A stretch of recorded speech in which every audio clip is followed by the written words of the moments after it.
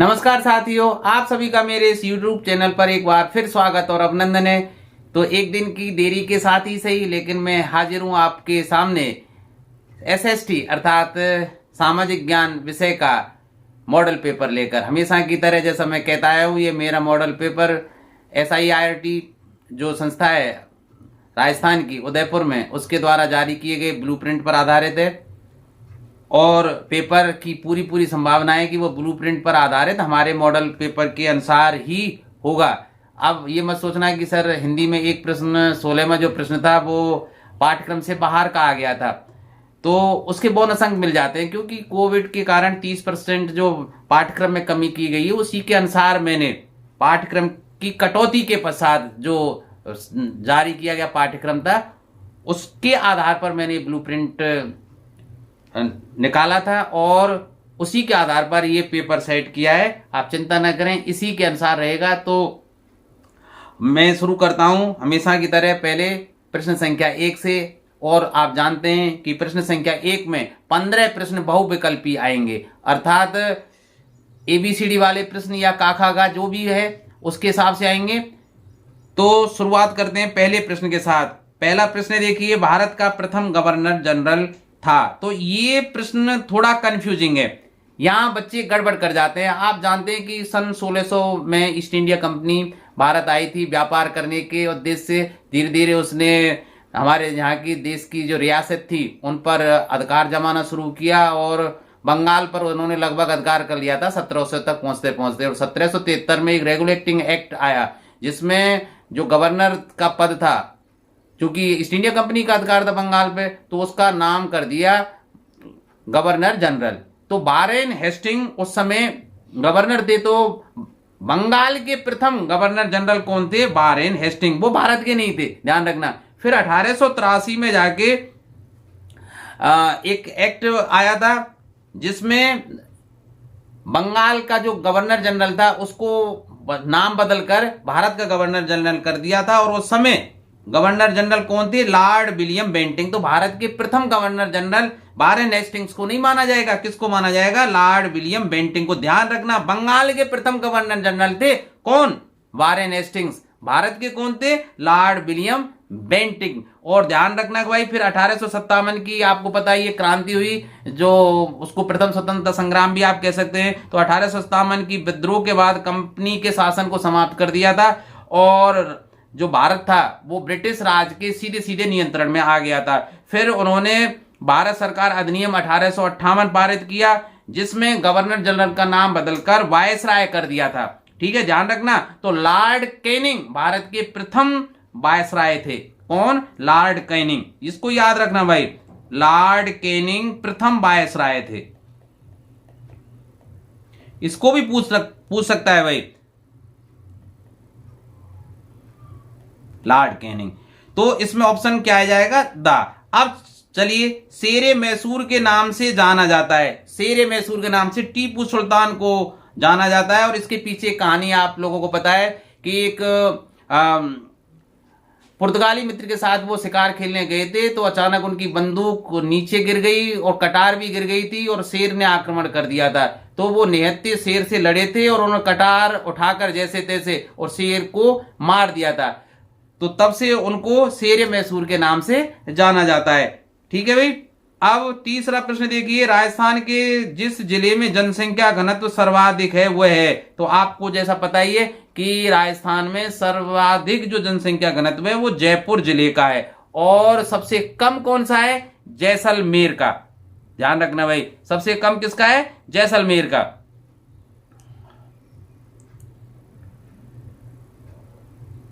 अब बात करें जनसंख्या घनत्व की, तो जयपुर में है 595 व्यक्ति प्रति वर्ग किलोमीटर। ठीक है। और जैसलमेर में रहते हैं केवल 17 व्यक्ति, 17 पर्सन पर वर्ग किलोमीटर, है ना। पी का मतलब क्या है? व्यक्ति, पर्सन। ठीक है। तो सबसे कम जैसलमेर का जनसंख्या घनत्व और सबसे ज्यादा किसका है? जयपुर का भाई। अब सुनिए, भारत सरकार, चौथा प्रश्न, भारत सरकार ने सूचना का अधिकार अधिनियम कब पारित किया? कब पारित किया था? 2005 में। तो यहां ऑप्शन क्या आ जाएगा? भाई देखिए, तो देखिए भारत सरकार ने न्यूनतम साझा कार्यक्रम में किए गए अपने वायदों के हिसाब से पारदर्शिता युक्त शासन व्यवस्था और भ्रष्टाचार मुक्त समाज बनाने के लिए 12 मई 2005 को सूचना का अधिकार अधिनियम पारित किया था संसद में, जिसे 15 जून 2005 को राष्ट्रपति की अनुमति मिली थी और 12 अक्टूबर 2005 को जम्मू कश्मीर को छोड़कर सभी राज्यों में से लागू कर दिया गया था। तो कब लागू हुआ है भाई? 12 अक्टूबर 2005 को। ये 12 अक्टूबर 2005 को, केवल जम्मू कश्मीर को छोड़कर भाई। ठीक है। अब राजस्थान का स्थापना दिवस कब मनाया जाता है? आपको पता है 30 मार्च, क्योंकि इसकी चर्चा हम विस्तृत कब करेंगे? प्रश्न संख्या 21 में। ठीक है। तो तब तक इसको केवल आप भर लीजिए और विस्तार से हम कहां समझाएंगे? राजस्थान का एकीकरण एक प्रश्न मैंने रखा है प्रश्न संख्या 21 में, तब डिटेल से चर्चा करेंगे। अब बताइए, देखिए छठा प्रश्न देखिए, 1857 में सबसे पहले विद्रोह कहां प्रारंभ हुआ था? तो आपको पता है 1857 की जो क्रांति है वो बहुत मतलब मील का पत्थर साबित हुई थी और ये सबसे पहले मेरठ में शुरू हुई थी। तो देखिए प्रश्न संख्या 7, सती प्रथा पर पाबंदी कब लगाई गई थी? तो देखिए ये हो जाएगा इसमें 1829 में। अब ब्रह्म समाज के आपने नाम सुना था। देखिए ब्रह्म समाज के संस्थापक राजा राम मोहन राय थे। ये भारत के उन ऋषि मुनियों में या महान व्यक्तित्व में इनकी गिनती की जाती है जिन्होंने समाज को बहुत कुछ दिया था। तो ब्रह्म समाज के संस्थापक राजा राम मोहन राय ने सती प्रथा के विरुद्ध समाज को जागरूक किया था, जिसके फलस्वरूप इस आंदोलन को बल मिला और तत्कालीन अंग्रेज सरकार को सती प्रथा रोकने के लिए कानून बनाना पड़ा। अंततः उन्होंने 1829 में सती प्रथा रोकने का कानून पारित कर दिया था भाई।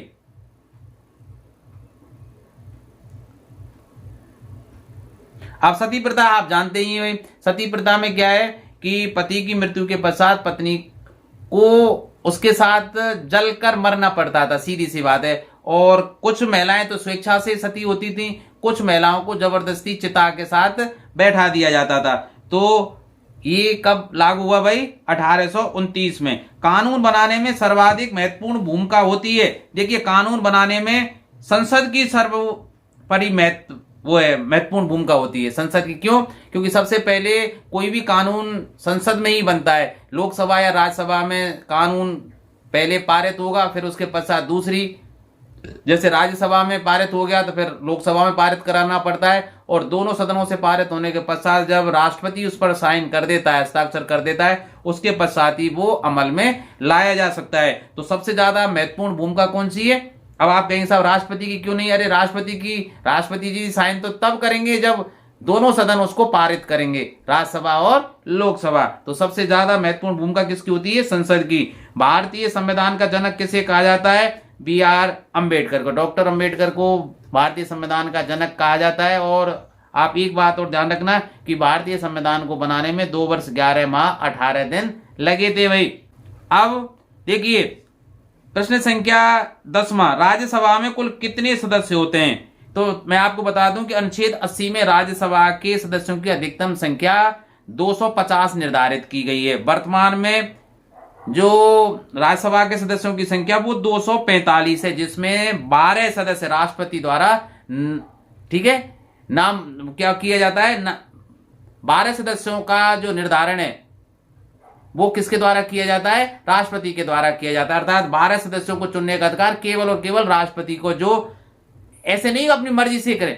भारत में कोई खेल की दृष्टि से उच्च मतलब पद पर नहीं, प्रवीणता रखता हो, संगीत के क्षेत्र में, कला के क्षेत्र में, तो प्रवीण व्यक्तियों को या श्रेष्ठ व्यक्तियों को राज्यसभा में राष्ट्रपति भेज सकता है। ऐसे 12 व्यक्ति हो सकते हैं। तो 233 या 233 सदस्यों को तो भारत के जो जितने भी राज्य हैं उनकी विधानसभाएं और विधान परिषद के जो सदस्य हैं वो चुनते हैं, और 12 सदस्यों को राष्ट्रपति मनोनीत करता है। इस तरह टोटल 245 है और अधिकतम सदस्य संख्या कितनी हो सकती है 250। देखिए ध्यान रखना, अगर प्रश्न इस तरह से आता है कि राज्यसभा के अधिकतम सदस्यों की संख्या हो सकती है तब 250 लिखना है, लेकिन वर्तमान में राज्यसभा में कुल कितने सदस्य हैं 245। और अगर ये प्रश्न आ जाता है कि विधानसभाएं कितने सदस्यों को मनोनीत करती हैं 233। 12 सदस्यों को कौन मनोनीत करता है राष्ट्रपति, और वे 12 सदस्य कैसे होंगे भाई, ऐसे नहीं कि राष्ट्रपति अपने मन से कर दें, या मन से तो कर दें लेकिन ऐसे नहीं कि कोई जानबूझ वाले को कर दें।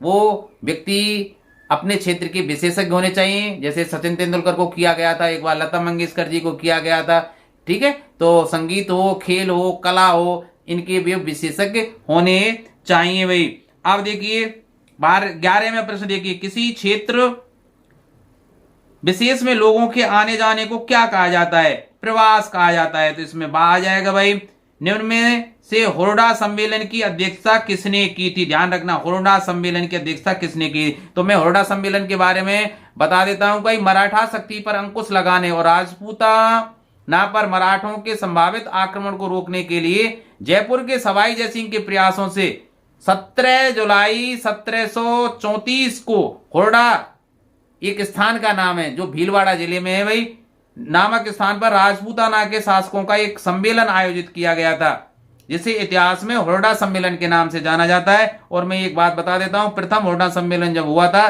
17 जुलाई 1734 को, तो उसकी अध्यक्षता मेवाड़ महाराणा जगत सिंह द्वितीय ने की थी। किसने? महाराणा जगत सिंह द्वितीय ने। तो इसमें ऑप्शन आ जाएगा भाई। कॉफी का प्रमुख उत्पादक देश कौन है भाई। तो ध्यान रखना भाई, कॉफी सबसे ज्यादा कहां उत्पादित होती है, ब्राजील में। इसको आपको ध्यान रखना है भाई। तो ब्राजील सबसे ज्यादा उत्पादक देश है, और दूसरे नंबर का है वियतनाम, ध्यान रखना। और भारत कॉफी उत्पादक देशों में अगर गिनती की जाए भारत की तो 5वां स्थान आता है। और जो आयातक देश है सबसे ज्यादा, वो कौन है, चीन है भाई। ध्यान रखना, सबसे ज्यादा मतलब कॉफी का जो आयात करता है वो चीन करता है। और मैं क्या बता रहा था, हाँ, भारत में कर्नाटक राज्य में कॉफी सबसे ज्यादा होती है। अगर कोई भारत में पूछे कि किस राज्य में कॉफी सबसे ज्यादा होती है, कर्नाटक राज्य में होती है, जहां 8200 टन कॉफी का उत्पादन होता है भाई। अब तो इसमें आ जाएगा ब्राजील। प्राकृतिक संसाधनों में सम्मिलित है, जल, मृदा, खनिज, उपयुक्त सभी है भाई। प्राकृतिक संसाधनों में जल भी शामिल है, मृदा भी है, खनिज भी है, सभी वो है। तो यहां दा आ जाएगा भाई।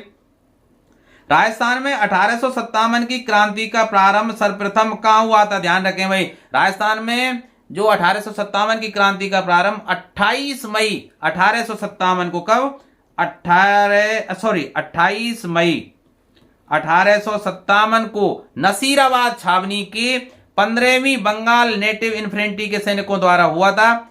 नसीराबाद छावनी के सैनिकों में ने क्या किया था, विद्रोह कर छावनी को लूट लिया और अंग्रेज अधिकारियों के जो बंगले थे उन पर आक्रमण कर दिया था। तो इसमें ऑप्शन आ जाएगा सा। अब देखिए, रिक्त स्थानों की पूर्ति कीजिए। राजस्थान एकीकरण से पूर्व राजस्थान में कितनी रियासतें थीं? 19। एकीकरण से पूर्व राजस्थान में कितनी रियासतें थी भाई? 19 थी टोटल। अब घरेलू हिंसा महिला सुरक्षा कानून कब लागू हुआ? 2006 में भाई। अब देखिए, कम वर्षा वाले प्रदेशों में कटीली झाड़ियां और गुल्म उगते हैं, शुष्क, ठीक है भाई। चूना, पत्थर, अब्रक और जिप्सम कैसे खनिजों के उदाहरण है? अधात्विक खनिजों के। ध्यान रखना भाई, ये सब कैसे हैं? अधात्विक। और धात्विक खनिज कौन कौन से हैं भाई? जैसे ये खनिज और अयस्क कहते हैं उनको, सीधी सी बात है। जैसे लोहा निकालें तो हेमेटाइट है, एल्युमिनियम का बॉक्साइट हो जाता है, तांबे का कॉपर पायराइटीज है। वो ऐसे खनिज जिनसे धातुएं सरलता पूर्वक प्राप्त की जा सकें, उनको क्या बोलते हैं? अयस्क कहते हैं। तो ये सब चूना, पत्थर, अब्रक और जिप्सम, ये सब कैसे हैं? अधात्विक खनिज है भाई। पंचायत समिति का अध्यक्ष होता है, क्या होता है, प्रधान होता है, ध्यान रखना भाई। पंचायत समिति का अध्यक्ष प्रधान कहलाता है। प्रत्यक्ष चुनाव द्वारा चुने गए पंचायत समिति सदस्यों में से सदस्यों के बहुमत से प्रधान पद का चुनाव किया जाता है, आपको पता ही है। सतत विकास लक्ष्य में कितने लक्ष्यों का चयन किया गया था, 17।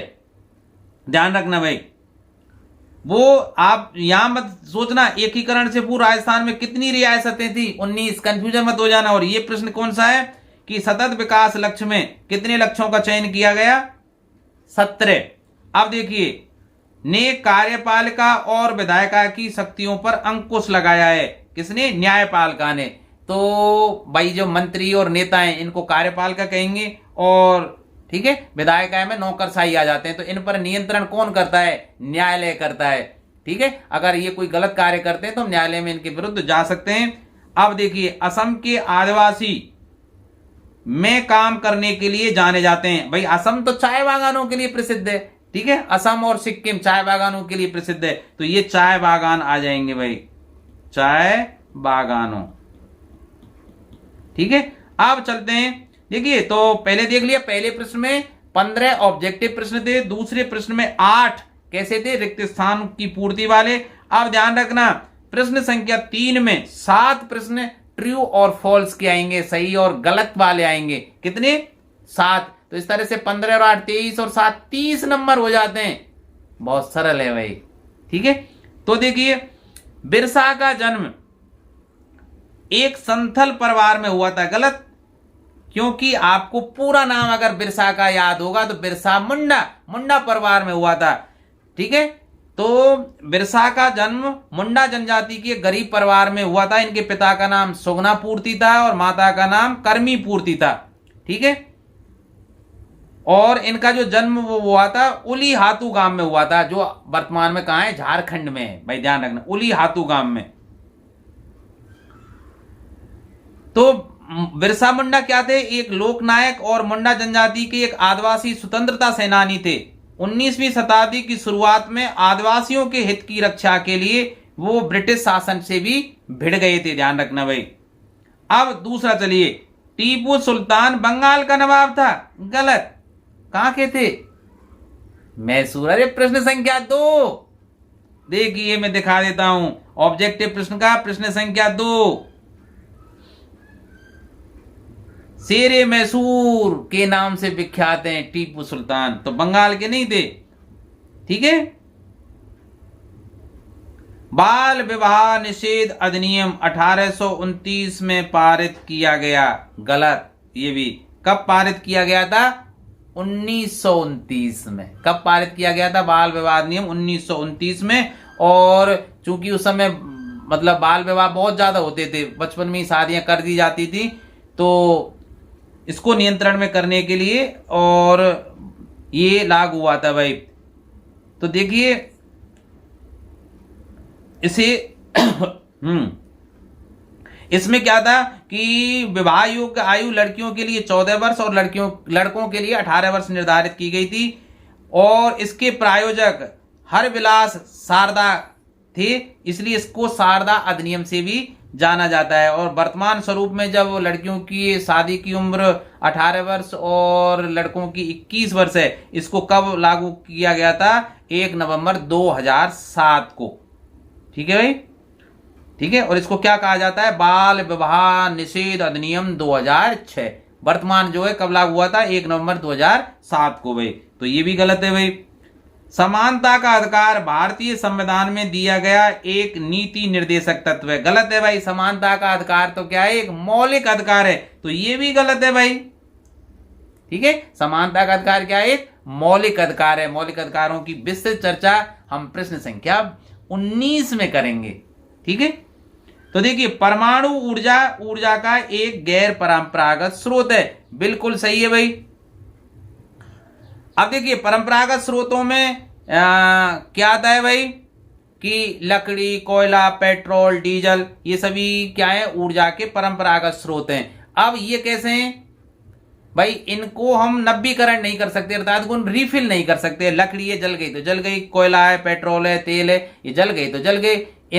इनके भंडार पृथ्वी में समाप्त होते जा रहे हैं। ठीक है, इसलिए ऊर्जा के गैर परंपरागत स्रोतों की अब बहुत जरूरत पड़ रही है। तो जैसे पवन शक्ति, सूर्य ताप है, वायु, ठीक है, और इसी तरह परमाणु ऊर्जा है, कचरा भूतापी ऊर्जा है, ठीक है, और बायोडीजल, ये सब गैर परंपरागत स्रोत हैं ऊर्जा के। तो ये सही है भाई। हाशियाई समुदाय अपनी सांस्कृतिक विशिष्टता बनाए रखना चाहते हैं, ये भी बिल्कुल सही है। अब जो लोग हैं वो क्या है भाई, हाशियाई समाज से तात्पर्य एक ऐसे वर्ग से होता है जो किसी न किसी रूप में वंचना या वर्जनाओं का शिकार है, जो वंचित है भाई। ये वंचना सामाजिक रूप से हो सकती है, राजनीतिक हो सकती है, आर्थिक या कानूनी हो सकती है, भाषाई हो सकती है, जेंडर या जाति आधारित हो सकती है। तो भाई ये समाज के लिए सही नहीं है। जनहित याचिका में केवल सर्वोच्च न्यायालय में दायर की जा सकती है। जनहित याचिका ये गलत है भाई। क्यों? क्योंकि जनहित याचिका जो होती है वो सर्वोच्च न्यायालय के साथ साथ उच्च न्यायालय में भी दायर की जा सकती है। ध्यान रखना, ये सामान्य रिट या याचिका से अलग होती है। सामान्य रिट या याचिका तो अपने लाभ के लिए की जाती है, जैसे मुझे कोई हानि हो रही है या कोई गड़बड़ मेरे साथ हो रही है तो मैं रिट या याचिका दायर कर सकता हूं। लेकिन अगर कोई याचिका जन समाज के लिए या जनहित के लिए या पूरे समाज के हित के लिए दायर की जाती है तो उसे जनहित याचिका के नाम से जाना जाता है भाई।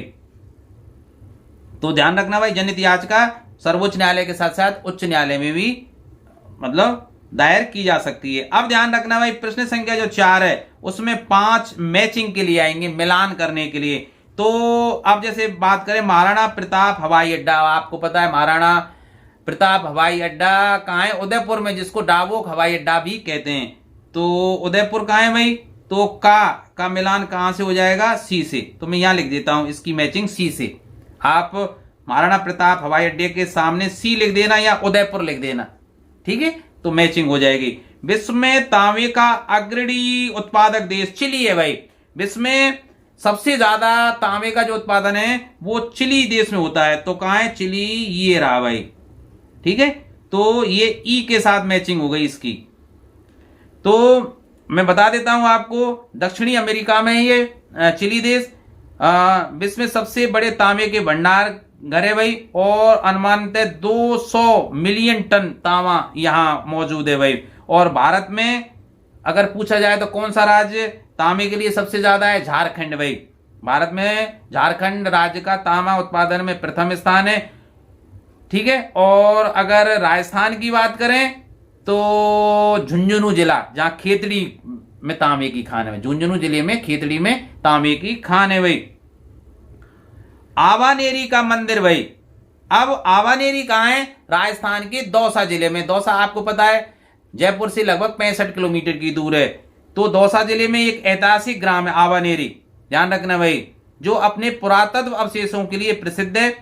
अब इसमें क्या है, आवानेरी में 8वीं और 9वीं सदी में निर्मित 2 स्मारक जो अब राष्ट्रीय धरोहर घोषित किए जा सके हैं, राष्ट्रीय धरोहर घोषित किए जा चुके हैं। ये स्मारक हैं हर्षद माता का मंदिर और चांद बावड़ी।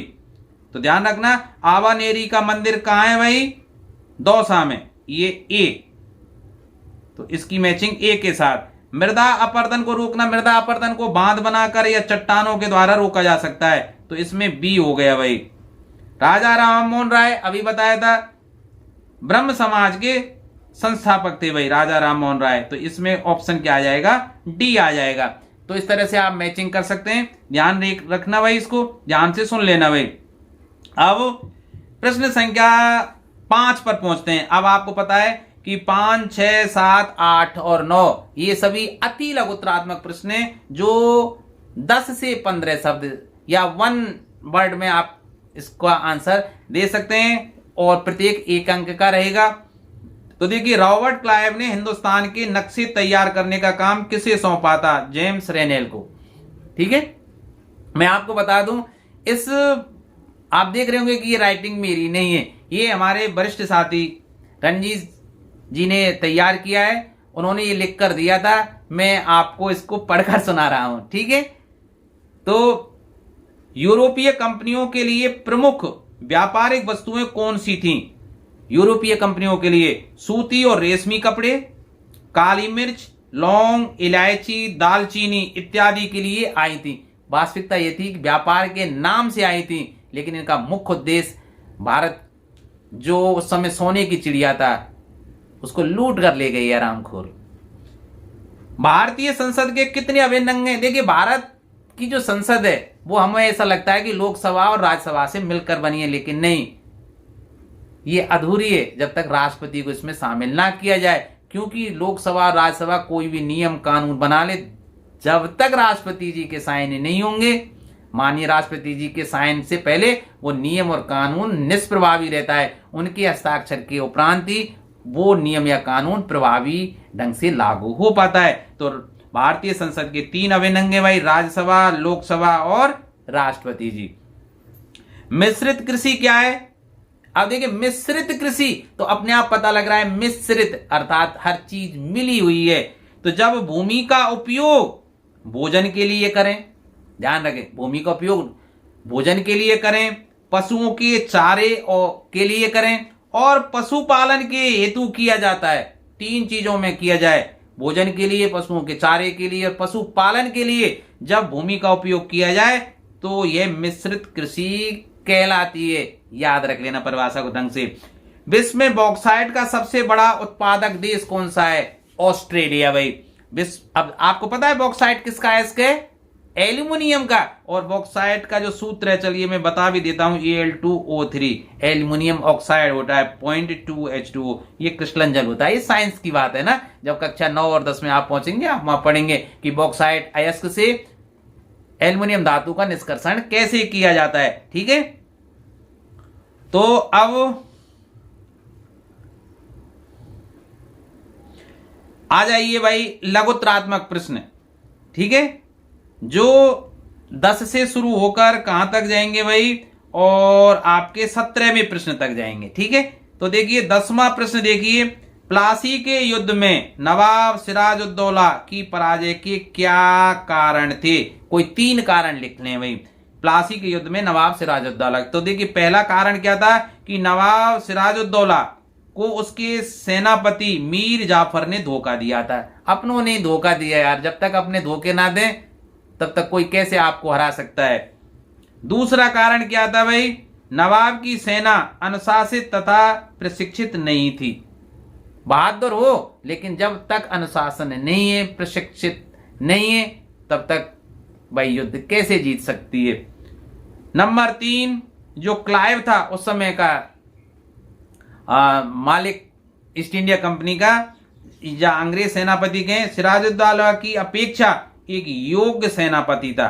मतलब उसने अपने सैनिकों को प्रशिक्षण दे रखा था और थोड़ी अधिक सूझबूझ और चालाक किस्म के लोग थे जो फूट डालो और राज करो की नीति पे। तो देखिए, अब आपको याद हो गया, प्लासी के युद्ध में नवाब सिराजुद्दौला हारे थे। क्यों हारे थे? उसके 3 कारण क्या है कि नंबर 1 क्या था कि नवाब सिराजुद्दौला का जो सेनापति मीर जाफर था उसने उसको धोखा दे दिया। अपने नहीं भाई, जब सेनापति धोखा देगा तो उसे बचाएगा कौन? नंबर 2, नवाब की सेना अनुशासित और प्रशिक्षित नहीं थी और क्लाइव जो अंग्रेज सेनापति था उनके विपक्ष में सिराजुद्दौला की अपेक्षा एक योग्य सेनापति था, मतलब थोड़ा सा स्किलफुल पर्सन था वो। नंबर 11 प्रश्न देखिए, न्यायपालिका की क्या भूमिका है? ठीक है, न्यायपालिका जो ये या न्यायपालिका के प्रमुख कार्य क्या हैं? आप ऐसे कह सकते हैं। नंबर 1, विवादों का निपटारा करती है। भाई न्यायपालिका ही तो विवादों का निपटारा करती है, चाहे 2 व्यक्तियों के बीच में हो, व्यक्ति और राज्य के बीच में हो, चाहे 2 राज्यों के बीच में हो, चाहे राज्य और केंद्र सरकार के बीच हो। तो इस कोई विवाद की स्थिति बनती है तब उसका निपटारा न्यायपालिका ही करती है। तो विवादों का निपटारा करती है। नंबर 2, न्यायिक समीक्षा करती है। अगर कोई कानून बना दिया संसद ने या किसी संस्था ने तो उसकी वो समीक्षा भी कर सकती है। संसद में पारित कोई नियम है उसकी भी समीक्षा करके अपना मत रख सकती है। ठीक है, राय दे सकती है। ठीक है, और नंबर 3, कानून की रक्षा और मौलिक अधिकारों का क्रियान्वयन। ठीक है, अगर न्यायपालिका नहीं होती तो मौलिक अधिकारों का हनन हो सकता था भाई। ठीक है, तो न्यायपालिका ही हमारे कानूनी और मौलिक अधिकारों की रक्षा करती है। तो 3 पॉइंट आप इसमें याद रख लेना, विवादों का निपटारा, न्यायिक समीक्षा, कानून की रक्षा और मौलिक अधिकारों का क्रियान्वयन। प्रश्न संख्या 12 देखिए, राजस्थान में चलने वाली आर्थिक क्षेत्र की 2 योजनाओं के नाम लिखिए। ठीक है, आर्थिक क्षेत्र की, पंडित दीनदयाल उपाध्याय ग्रामीण कौशल योजना, पंडित दीनदयाल उपाध्याय ग्रामीण कौशल योजना, भामाशाह योजना, अब तो जैसे चिरंजीवी योजना है, स्कूटी योजना, ये सब आर्थिक योजना तो है ही है। ठीक है, 13वां प्रश्न देखिए, 1857 के विद्रोह के फलस्वरूप अंग्रेजों ने अपनी नीतियां किस तरह बदली। 1857 की जो क्रांति हुई उसके पश्चात अंग्रेजों को अपनी कुछ नीतियों में परिवर्तन करना पड़ा। एक की चर्चा तो हमने थोड़ी देर पहले की थी, तो क्या थे भाई, ब्रिटिश संसद ने 1858 के अधिनियम कानून से ईस्ट इंडिया कंपनी के सारे अधिकार अपने हाथों में ले लिए।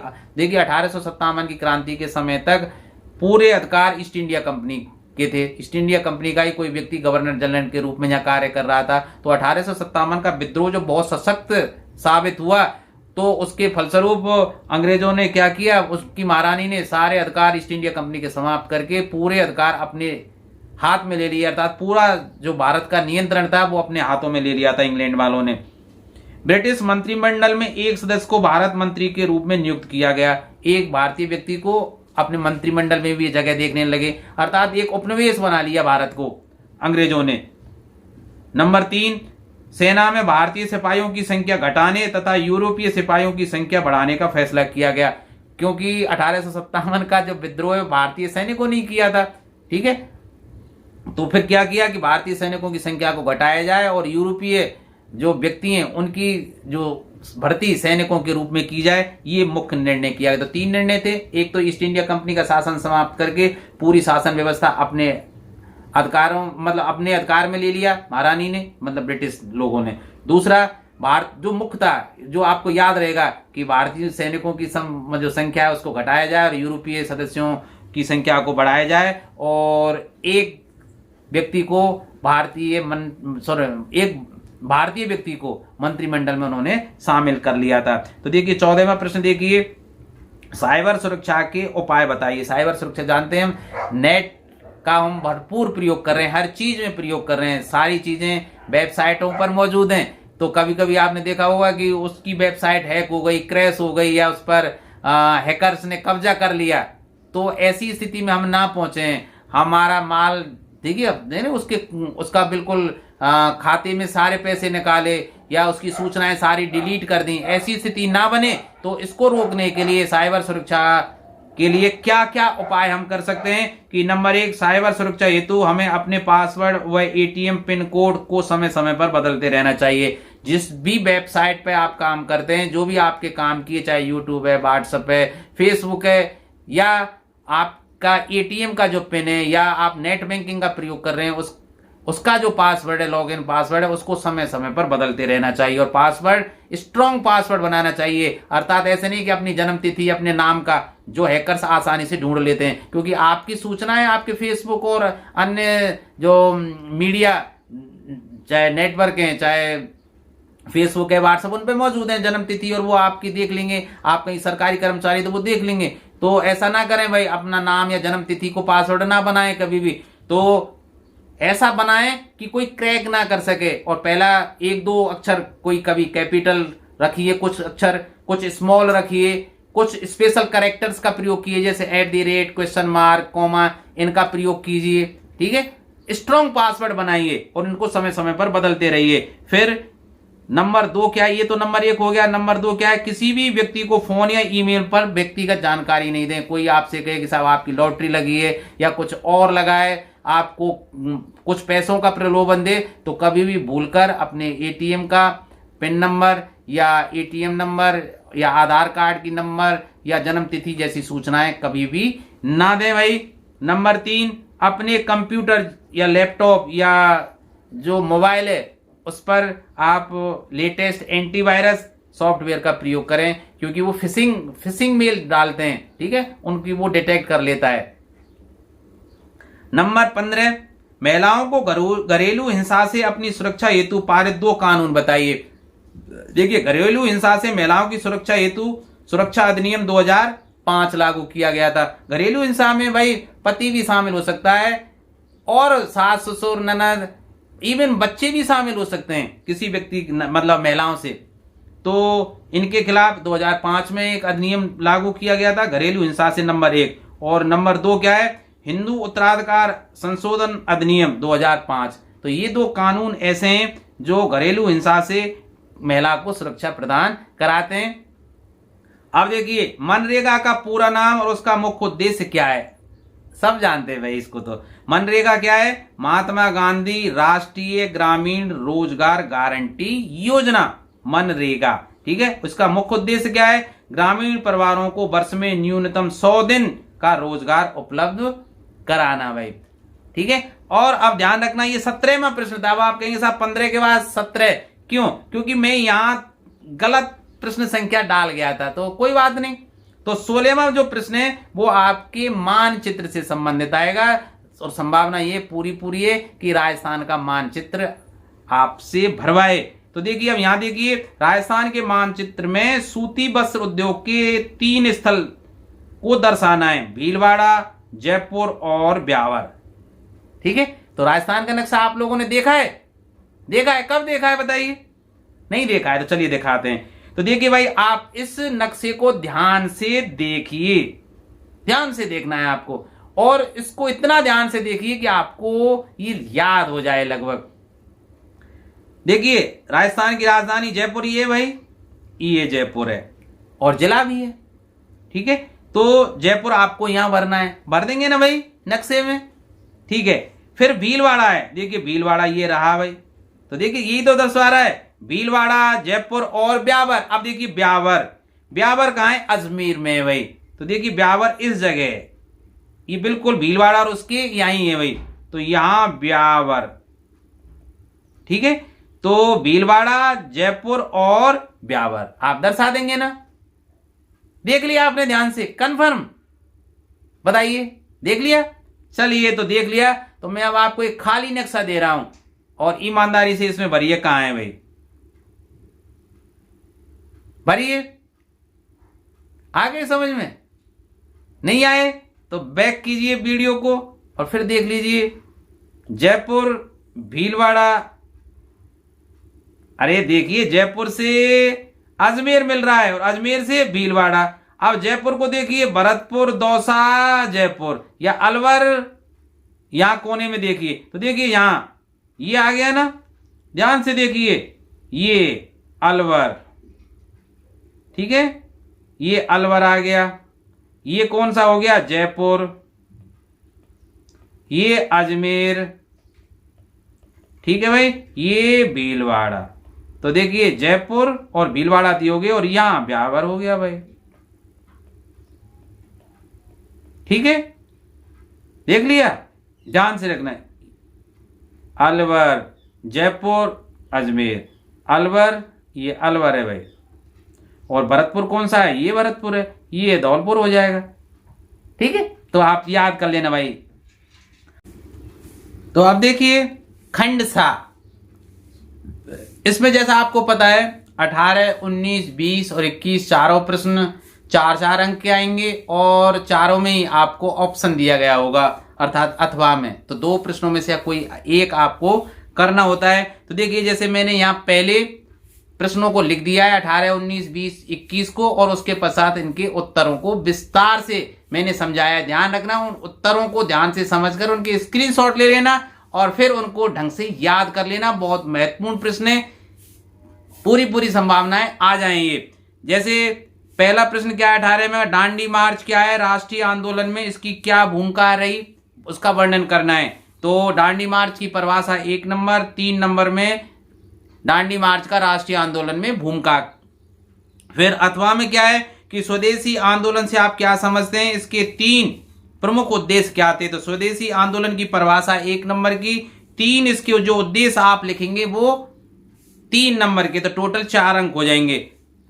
19वां प्रश्न क्या है, चावल और कपास के उत्पादन के लिए आवश्यक भौगोलिक जो दशाएं वो आपको लिखनी है कि कौन सी भौगोलिक परिस्थितियों में चावल और कपास की जो उपज है वो सर्वाधिक हो सकती है। भाई वर्षा कितनी होनी चाहिए, तापक्रम कितना होना चाहिए, मिट्टी कैसी होनी चाहिए, वो आपको लिखना है चावल और कपास के लिए। और उसके प्रमुख उत्पादक क्षेत्र भी आपको बताने हैं भारतीय परिप्रेक्ष्य में, ठीक है। फिर अथवा में क्या है, कृषि के प्रमुख प्रकारों को विस्तार से समझाइए।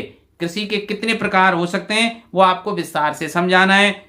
20वां प्रश्न क्या है, मूल संविधान में कितने मौलिक अधिकार थे। मूल जब संविधान बना था उसमें कितने मौलिक अधिकार थे और वर्तमान में मौलिक अधिकार कितने हैं, नाम लिखना है उसके, ठीक है। तो 1 + 3 ये हो जाएगा। इसी तरह अथवा में क्या है, धर्मनिरपेक्षता क्या है, किसी धर्मनिरपेक्ष राज्य के 3 उद्देश्य लिखिए। 1 + 3 इसी तरह ये भी 4 हो जाएगा, ठीक। 21वां प्रश्न, राजस्थान का एकीकरण कितने चरणों में हुआ और प्रथम चरण में कौन कौन सी रियासतें या राज्यों का एकीकरण हुआ। आपको समझेगी उस समय जो रियासत थी वो अपने आप को राज्य कहती थी, ठीक है। तो किस किस का एकीकरण हुआ, 1 + 3 ये भी 4 नंबर का।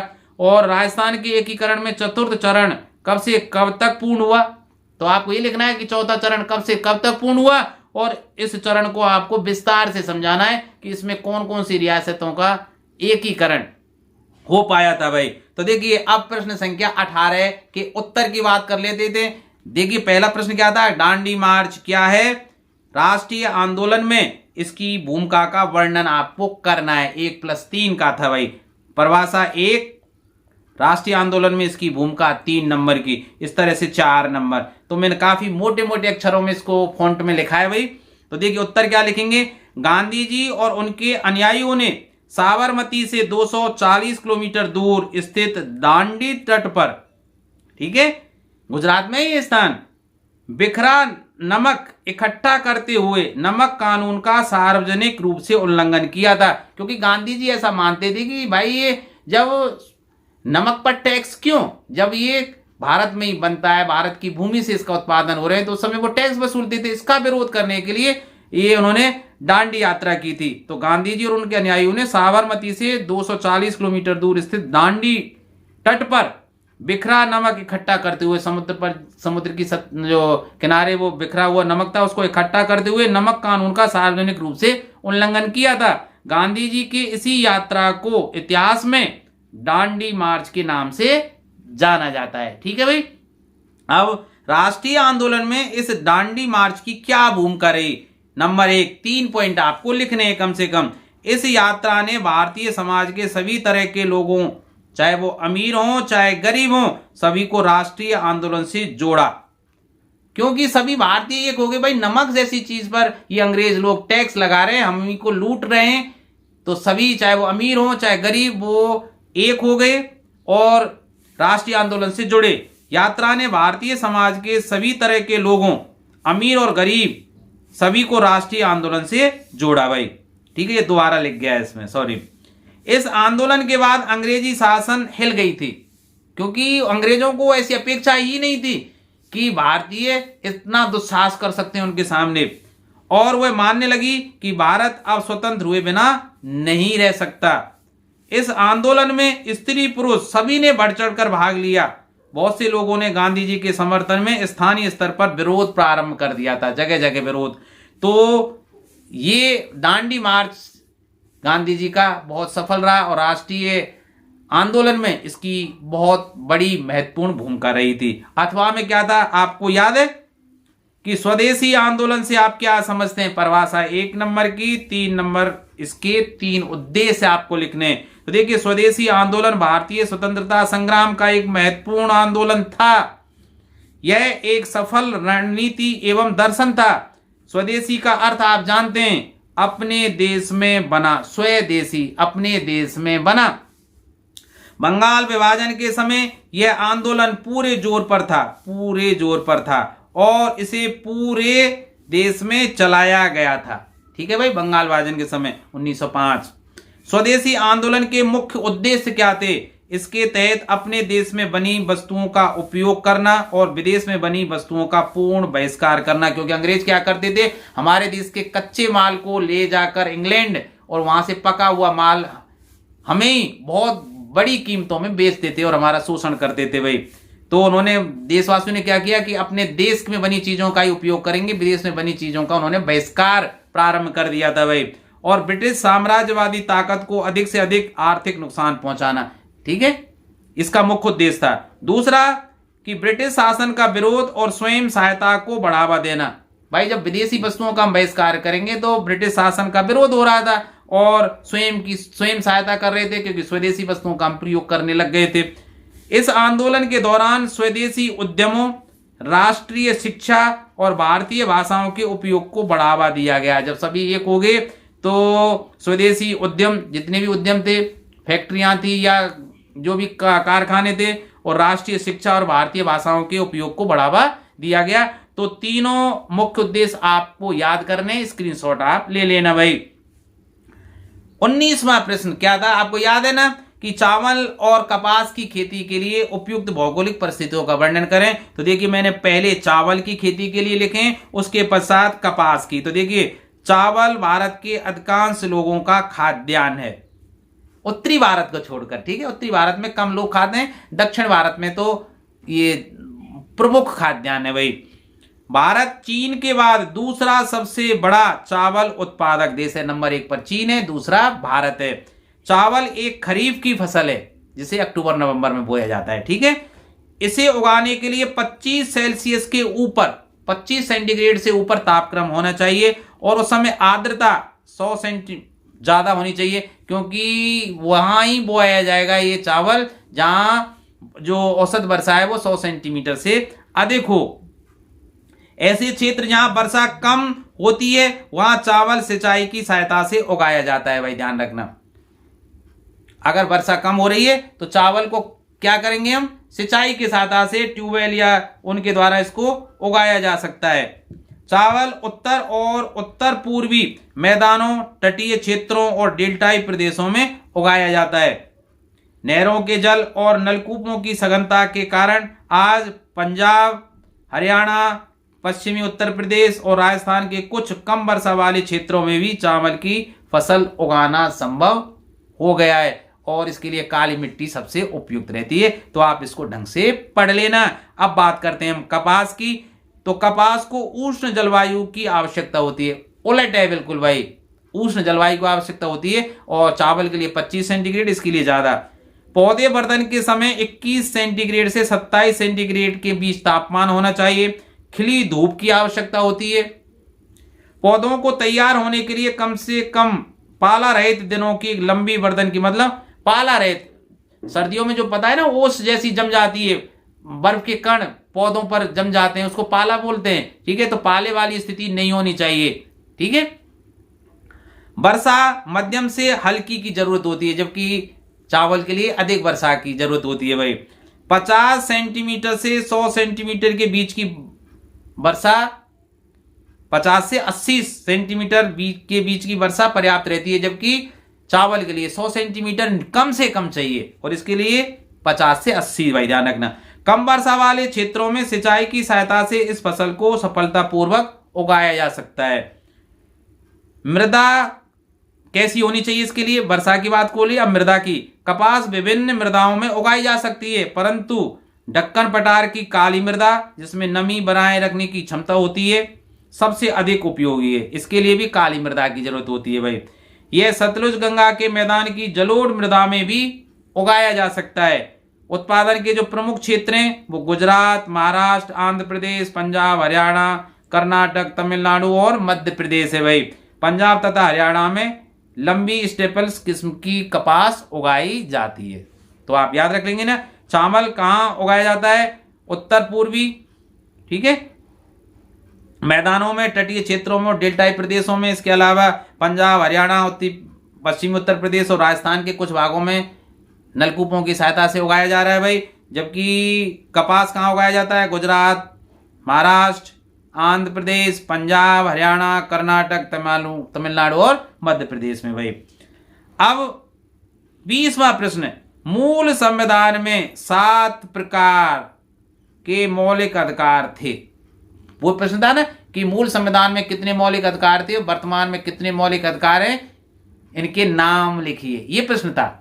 याद आ गया ना 20वां प्रश्न। तो देखिए मूल संविधान में 7 प्रकार के मौलिक अधिकार थे, लेकिन 44वां जो संविधान संशोधन किया गया था 1978 में, संविधान में संशोधन कर सकती है संसद, ठीक है भाई।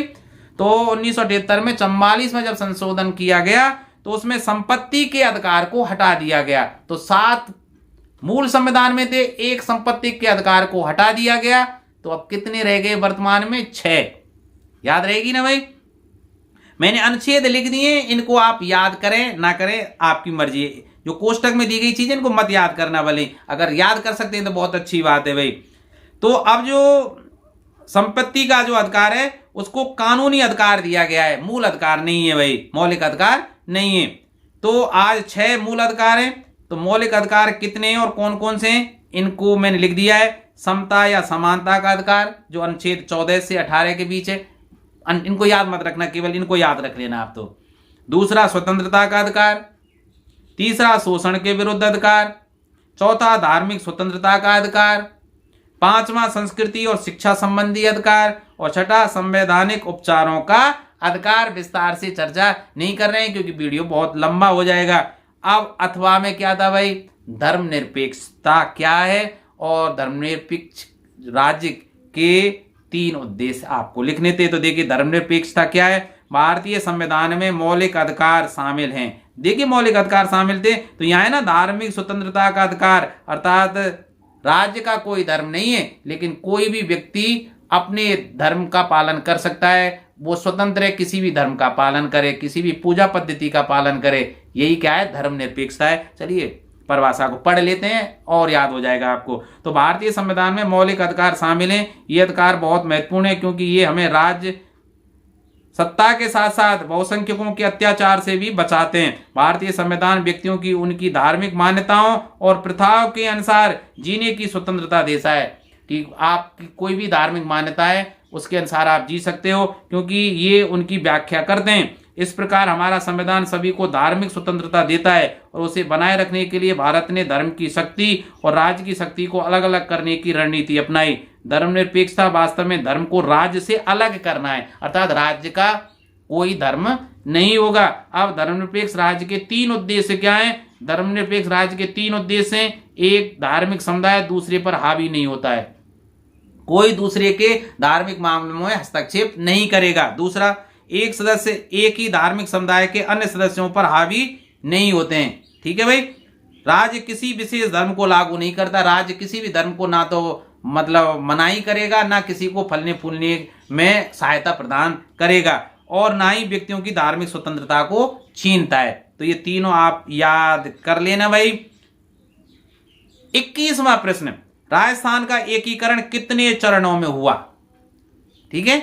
और फिर द्वितीय चरण की बात की गई थी, नहीं पहले चरण की। देखिए मैं देख लेता हूं 21वां प्रश्न क्या था। हाँ, राजस्थान का एकीकरण कितने चरणों में हुआ? प्रथम चरण में कौन कौन सी रियासतों का एकीकरण हुआ था? तो देखिए, हाँ अरे निकल गया भाई यार, आपने बताया ही नहीं। तो देखिए स्वतंत्रता के समय राजस्थान में 19 राज्य ऐसे थे, आया ना रिक्त स्थानों में 19 रियासतें ऐसी थी जिनके शासकों के सम्मान में तोपों की सलामी दी जाती थी। 3 छोटे राज्य थे, जनपद 3 मतलब 19 तो राज्य थे या रियासतें थी और 3 जनपद थे, अर्थात 3 छोटे ऐसे राज्य थे जिनके राजाओं को यह सम्मान प्राप्त नहीं था।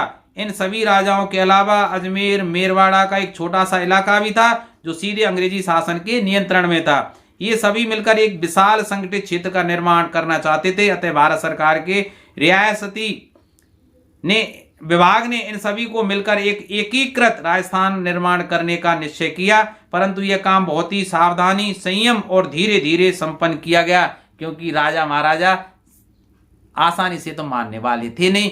कौन अपनी सत्ता को छिन्ना देखना चाहता है भाई। वस्तुतः एकीकृत राजस्थान का जो चरण है वो 7 चरणों में पूरा किया गया था भाई। ठीक है। पहला चरण 18 मार्च 1948 से भाई। तो देखिए स्वतंत्रता और देश के विभाजन के साथ ही समूचे भारत में सांप्रदायिक दंगे फसाद शुरू हो गए थे।